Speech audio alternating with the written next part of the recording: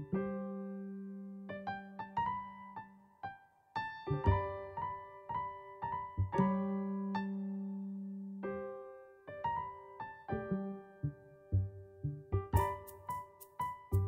dārgie vecāki! Biedrība Brīnummāja projekta Mana iespēja ietveros jums ir sarūpējusi 10 īsfilmas. Šo video ietveros mēs jūs iepazīstināsim ar Montessori pedagoģijas principiem un arī pārunāsim veidus, kā jūs to varat īstenot mājās, lai atbalstītu savu bērnu attīstības vajadzības.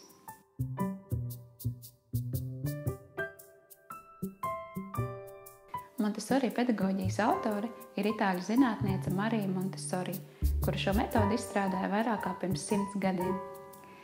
Arī šodien šī metode nav zaudējusi savu aktualitāti. Arī Latvijā jau daudzas izglītības iestādes savā darbā izmanto Montessori metodi. Tāpat arī vairākās pilsētās darbojas Montessori kabineti.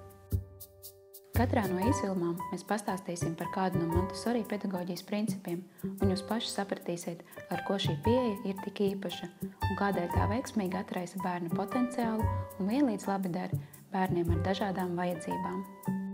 Viens no populārākajiem Marijas Montessori aicinājumiem ir sekojiet bērnam. Kā to saprast un kādēļ tas vienlīdz ir svarīgi un arī grūti, par to šajā video. Marija Montessori, izstrādājot savu metodi, to balstīja uz zinātniskiem atklājumiem. Viņa gan pētīja bērnus, novēroja viņu uzvedību, intereses, lietas, ko viņi izvēlas darīt, gan arī analizēja dažādās nozarēs veiktos pētījumus un meklēja kopsakarības. Viens no Marijas Montessori atklājumiem ir, ka bērna attīstība diktē dabas likumi. Sākotnēji mēs attīstamies vienādā veidā.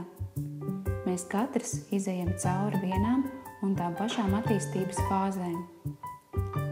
Šie dabas likumi, vai kā Marija Montessori tos sauc, iekšējais skolotājs, vada bērna dziņas izzināt šo pasauli un nosaka viņa interesi par noteiktām lietām un vēlmi uzzināt. Montessori vidē bērnam ir pati svarīgākā loma. Pieaugušā uzdevums ir vērot, kad bērnām parādās interese par jaunām lietām un nodrošināt, lai vidē būtu materiāli, kas atbalsta bērna tā brīža attīstības vajadzības.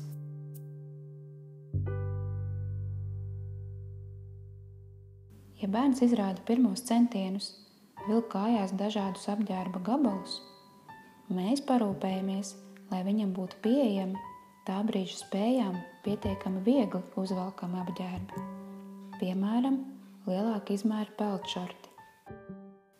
Interesants brīdis ir, kad bērnu sāk interesēt skaitļi. Sākotnēji viņi neapzinās kvantitātes jēdzienu vai to, cik viens skaitlis apzīmē daudz lietas. Un tad viņu sarunās bieži vien pavīd skaitļi tūkstotis, miljonus, bezgalība. Šajos brīžos mēs bērnam varam piedāvāt dažādus uzdevumus, ar kuru palīdzību veidot viņa izpratni par to, cik ir 2 vai to, cik ir 10. Ja pārdomāsiet savus novērojumus par bērnu, droši vien varēsiet atsaukt atmiņā brīžus, kad viņš sācis pastiprināti interesēties, kā savus dažādus priekšmetus vai dzīvniekus, vai uzdevis neatlaidīgi jautājumu, kāpēc, vai būvējis dažādus torņus un ar aizrautību pētījis, kā tie gāžas. Ir tik svarīgi nepārsteigties un savā steigā nenorāt bērnu, bet vispirms pavērot un pārliecināties, ka jūs negrasāties pārtraukt kādu svarīgu zinātnisku eksperimentu.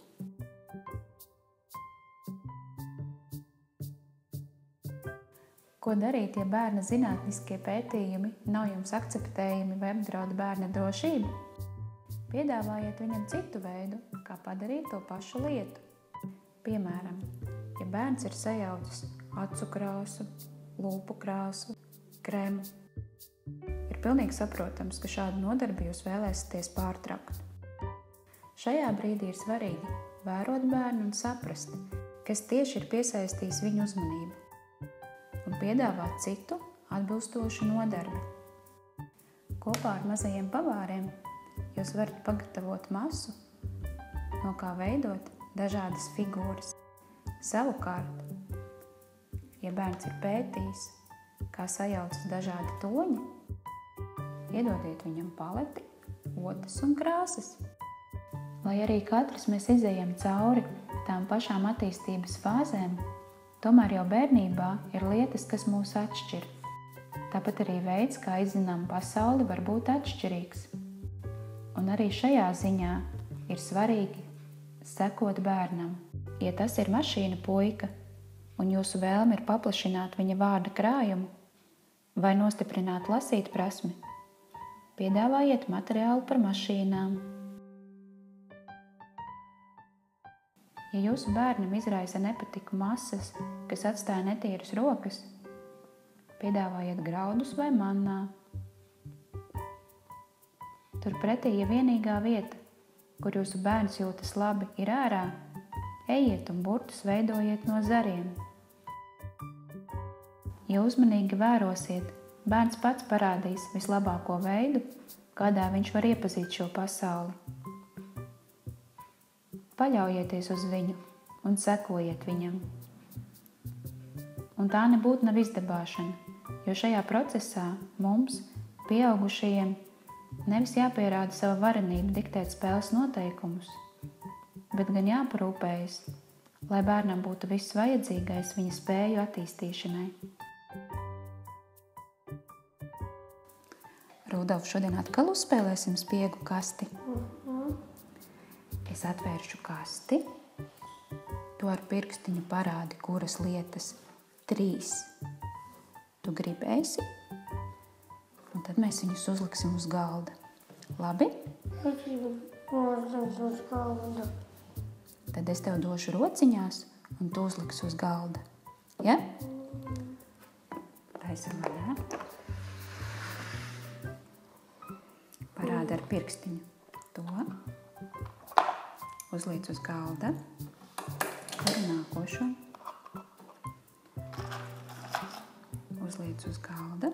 Un trešo.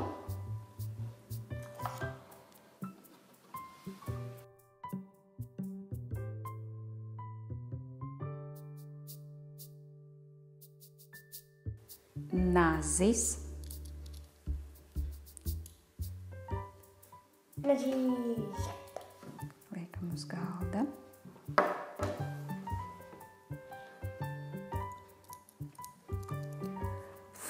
Formula. Formula. Hopla.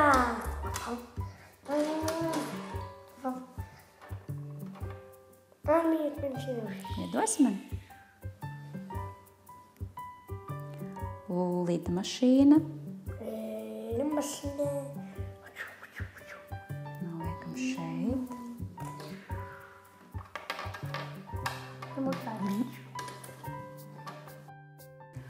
Es spiegoju ar atskaktiņu vienu lietiņu, kas sākas ar skaņu F.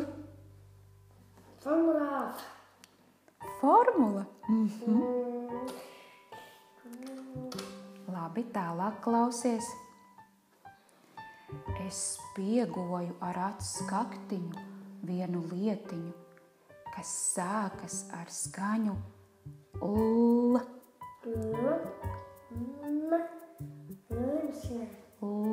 Lidmašīna. Ja mēs vērojam bērnu un pamanām brīžus, kad viņš izrāda interesi par jaunām lietām vai izmēģina jaunas prasmes, tas kļūst par neatsveramu palīgu.